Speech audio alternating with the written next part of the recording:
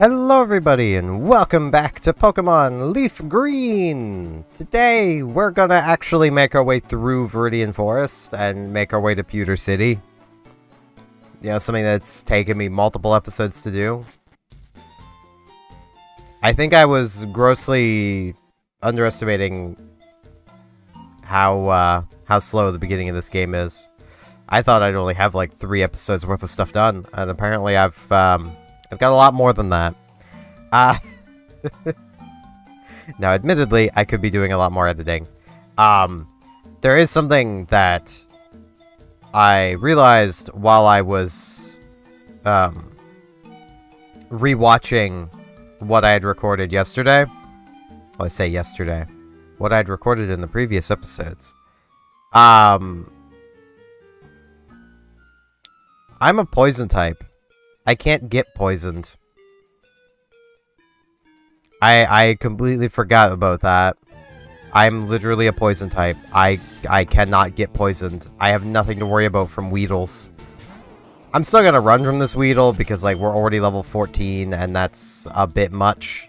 Let's be real. I only wanted to get this high of level because of the rival battle.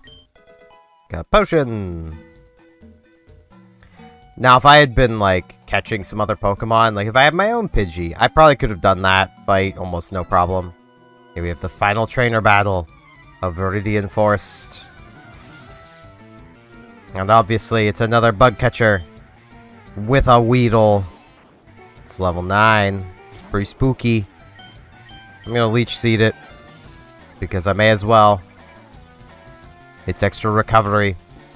Now, I am going to probably start only showing more or less required trainer battles, but I'll probably still be fighting mostly all of them. There's probably going to be some I'll try to walk past just so I have easy ways of training any new additions to our team. Because we will be getting a new addition to our team soon. It's just going to take a hot minute. We've got a little further to go before we add a new member to our team, but not much further to go.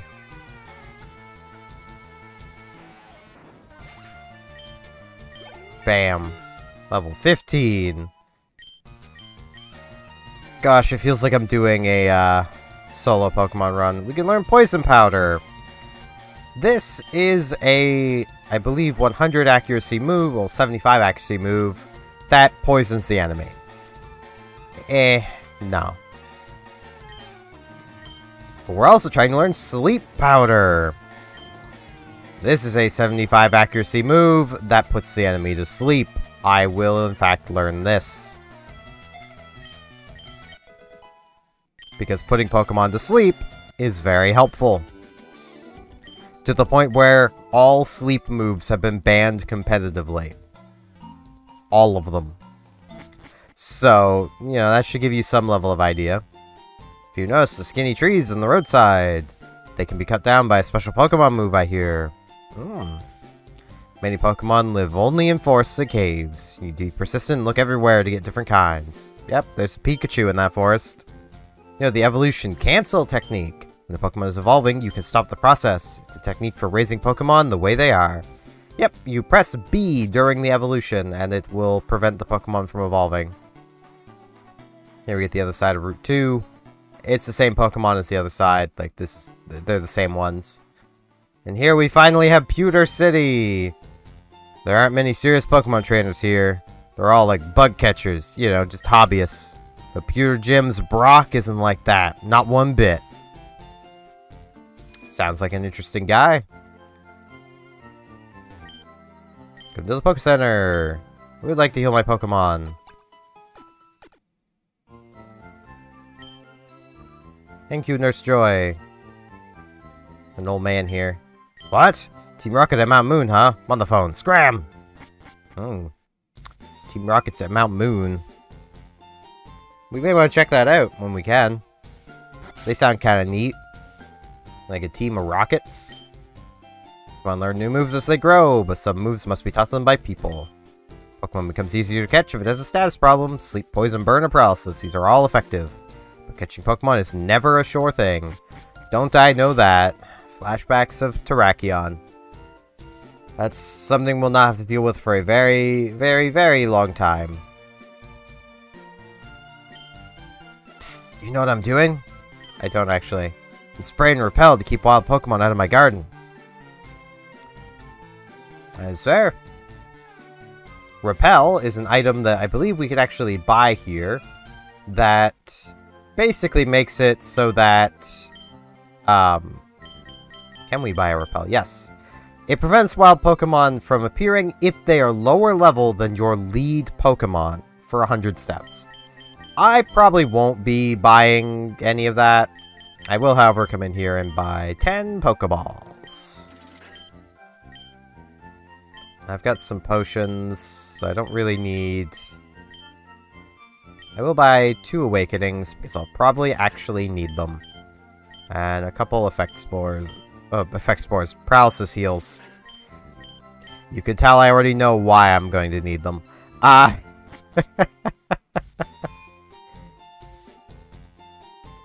Well, we're in our first town with a gym, so...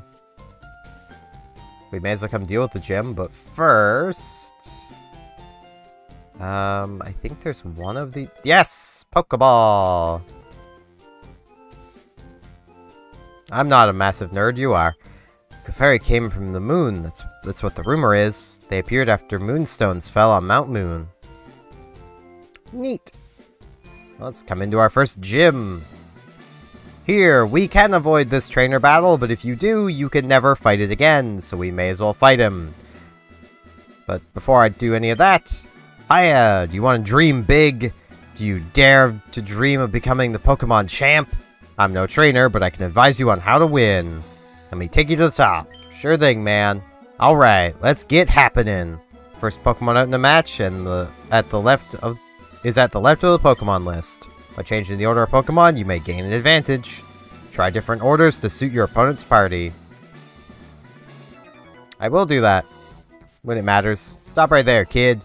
You're 10,000 light years from facing Brock. That's not how that works. We sent out a Geodude. We'll go over these Pokemon when we can actually catch them.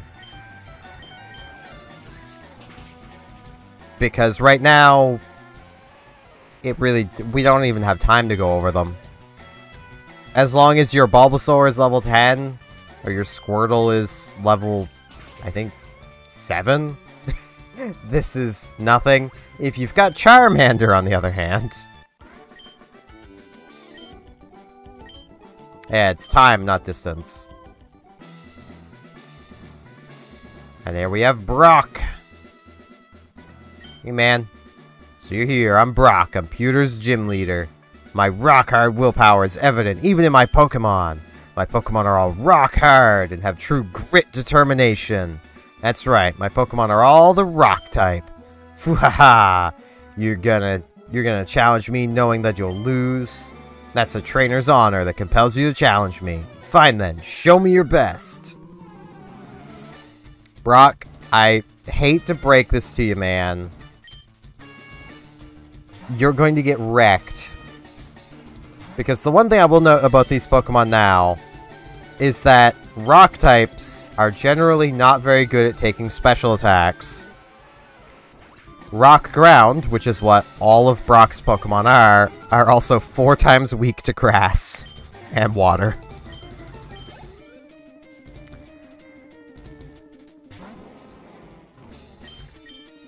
So, oh no. Took a whole 4 damage.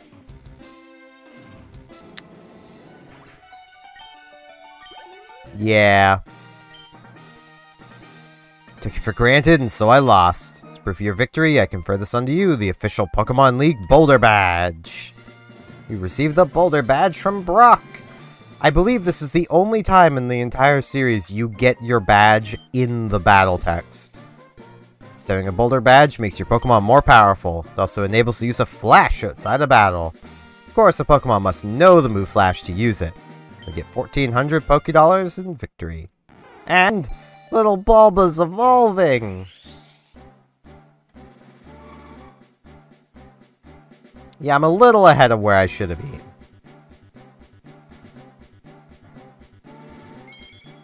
And we've already seen the sprite, but it evolves into Ivysaur.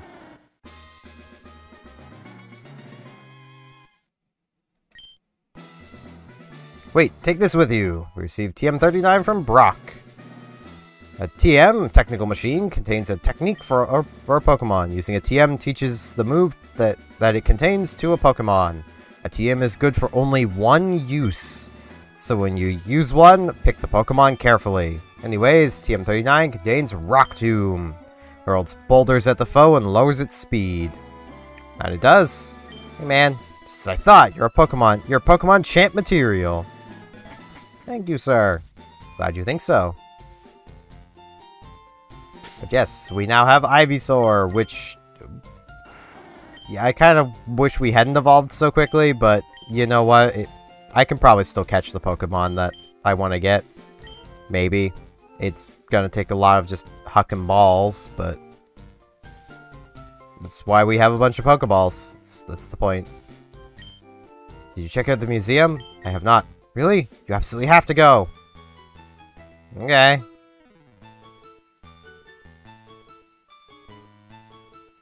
This is it. The museum. You have to pay to get in, but it's worth it. See you around.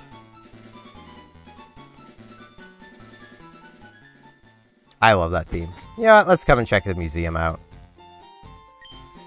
Yeah, I'll come in. Bold of you to think I'm a child, though. I'm kind of tall for that, but... Aerodactyl fossil. A primitive and rare Pokemon. I should be grateful for my long life. Never did I think I would get to see the bones of a dragon. It's not exactly a dragon. Kabutops fossil. A primitive and rare Pokemon. I want a Pikachu. It's so cute. Ask my daddy to catch me one. Yeah, Pikachu soon. I promise. Space Shuttle. This month we're running a space exhibit. That is very fair. Moonstone, huh? What's so special about it? Looks like an ordinary rock to me. Meteorite that fell on Mount Moon. It is thought to be a moonstone. July 20th, 1969. Humankind first set foot on the moon that day. I bought a color TV just so I could watch the news.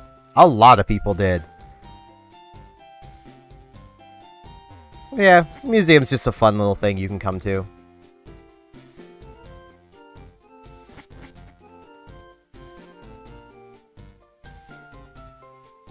And there is a thing we can get in there once we have cut, which we do not have yet.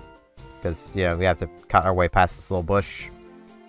That really we should just be able to walk through, but whatever. Hello, sir. I'm Steven. Glad I caught up to you. I'm one of Professor Oak's aides. I've been asked to deliver this to you, so here you go. We received the running shoes. It's about time. You press the B button to run, but there's only where there's room to run. Must be going back to the lab. Yes. There's a letter attached. Dear Steven, here's a pair of running shoes for my beloved challenger. Remember, I'll always cheer for you. Don't ever give up. From Mom. We can now run! And here we are on Route 3. There are new Pokemon here that we can obtain. Kind of annoyingly, not until we can get over to that grass, so we're gonna be trying to avoid some trainers. Because I want to preserve some battles for a new Pokemon we will be obtaining on this route. Hey, I saw you in Viridian Forest. I probably beat you up. I'll wait to go over the new Pokemon here because, well, there's no big rush to go over them. This poor guy is just gonna get wrecked. Oh no, my speed. Whatever will I do?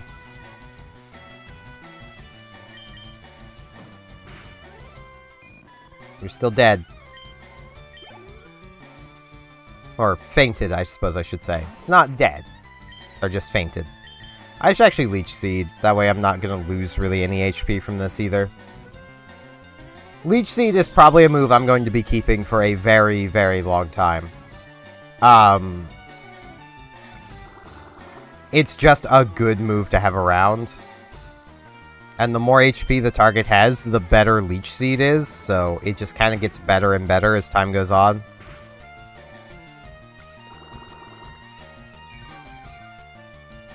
Because Leech Seed basically works off of percentages.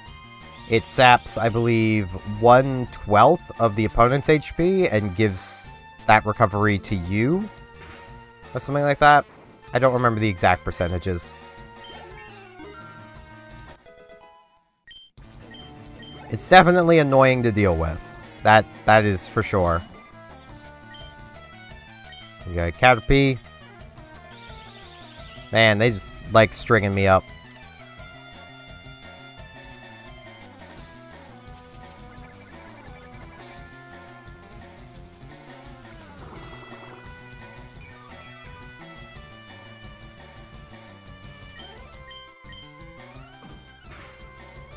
Oh no, I lost a whole 3 HP, or 2 HP, even.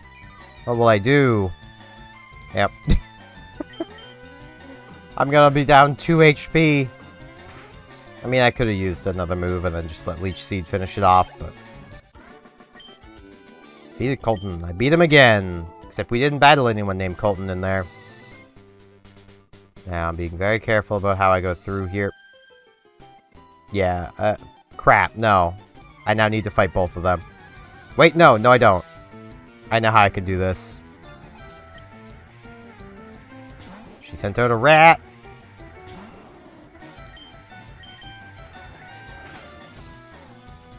The rat is now down.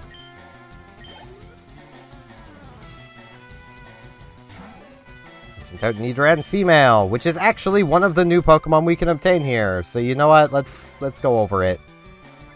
Nidoran female is a neat little Pokemon that is the first instance of a gendered Pokemon in Pokemon in general, as in this was Gen 1, before genders were even a thing. It evolves into Nidoqueen, Poison Ground type. Nidoqueen is my personal preference between the Nidos. There is a Nidoran male and a Nidoran female. We'll go over Nidoran male shortly. I'm going to reset where the trainers are positioned on this route really quick. And while I do this, Nidoqueen learns some really powerful moves. Poison Ground typing is a pretty good combination. It's resistant to a lot of the things you'd want to be resistant to. And on top of that, it's just, in general, a strong Pokemon. It is the bulkier of the two Nidorans. And while I'm at it, I may as well go over Nidoran male to give the comparison, really. Nidoran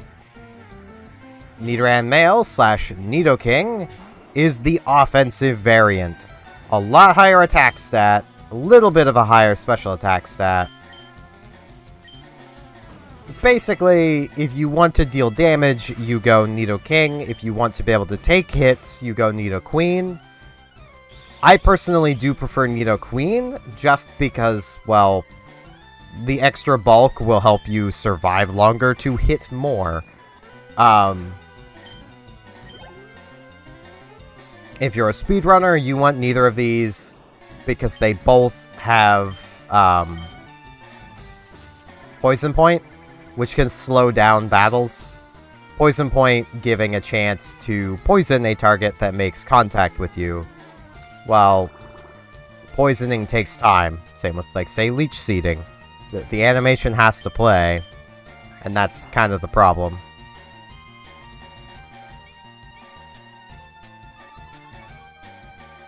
Now, I will wait to go over the final new Pokemon of this route, because the final new Pokemon of this route is actually the one that we will be adding to our party. I just need to get through this trainer battle so I can get to the grass so we can actually encounter it. A thing to note about the Nidoran male and female. Nidoran female is far more common in Leaf Green, and Nidoran male is far more common in Fire Red. As in, it's a 14% encounter rate in its common game, a 1% encounter rate in its uncommon game.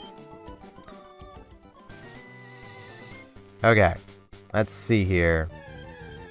Can I find the Pokemon I want? No. Just a Nidoran female. Screaming. Eternally. I'm gonna just cut back in once I can actually find what I'm looking for. And here we go! Jigglypuff! This is the first new member to our team. And we shall put it to sleep so we'll have an easier time to catch it. Jigglypuff is a bulky normal type. Even as Jigglypuff, as much as you're not seeing in the stats, it has a lot of health. Jigglypuff itself starting with a base of 105. Well, 115. That is an insane amount of HP. Wigglytuff, as you can tell, has even more. This thing... it has all the HP. When its huge eyes waver, it sings a mysteriously soothing melody that lulls its enemies to sleep. I will not give a nickname to Jigglypuff. What I am hoping for, though, is that it is... you know, I'll take Timid. Timid is attack down, speed up. That may actually help, and currently, it only knows Sing and Defense Curl. Jigglypuff is not the easiest Pokemon to raise, but we will be seeing a lot more of it. Once we can get to level 9, it can actually start defending itself. So, you know, we basically just want to get it to that point. And to get it there, we will be doing what is called switch training. So it literally doesn't matter that Jigglypuff is asleep, because, well, that's not its purpose here. Hey, Trainer Man. I will give you an introduction to switch training. Basically, every Pokemon that takes part in the battle gains experience from the battle. So you send out your Pokemon that you want to get experience on, and then you switch. It's as simple as that, really. It is a little self-explanatory, but this is the one point of my decision to go with set battles that is going to be more difficult, but that's kind of the point of why I did it. I want this to be more difficult.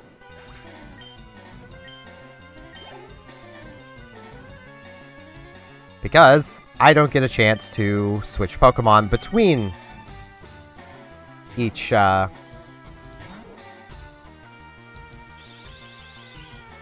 new Pokemon, but this is a bug catcher. Good chance he's string-shotting anyway, so... and this is basically how switch training works.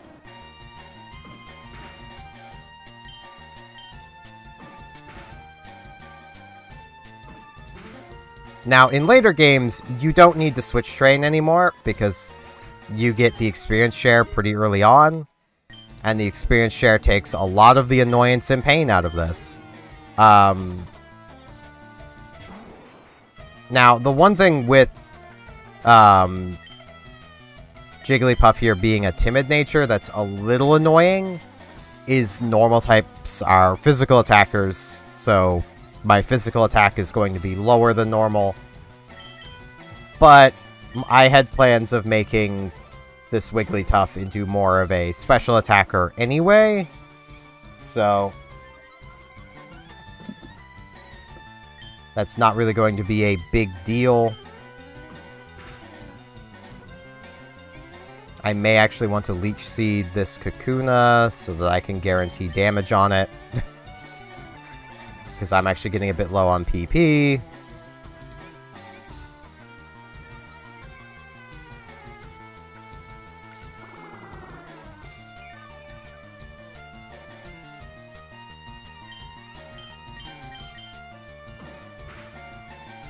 But yeah, the fact that Jigglypuff already has, at not even level 9 yet, almost as much HP as Ivysaur, should give you an idea of just how much that HP stat matters.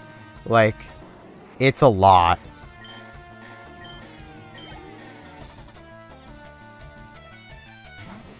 And a Metapod. Yeah, I will Leech Seed.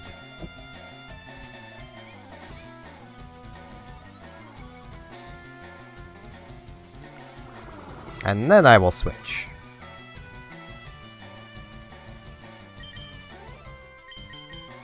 That way damage is just being done while I do the switching. And really, I could just keep Jigglypuff in. Maybe Jigglypuff would wake up. We get to see how sleep works. Basically, you have a chance to wake up every turn, and you're guaranteed to wake up on the 5th turn. That's basically how sleep works. And Jigglypuff woke up right away! And then missed its Sing, because Sing is pretty inaccurate. As in, quite inaccurate. We have Defense Scroll here as well.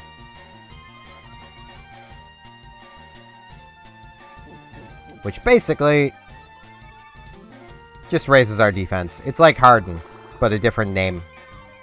Though I say that, it actually has interactions with other moves as well, but I want to see if I can end this battle a little faster, because we've been in this battle for quite a while so far. This has been going for quite a little while here.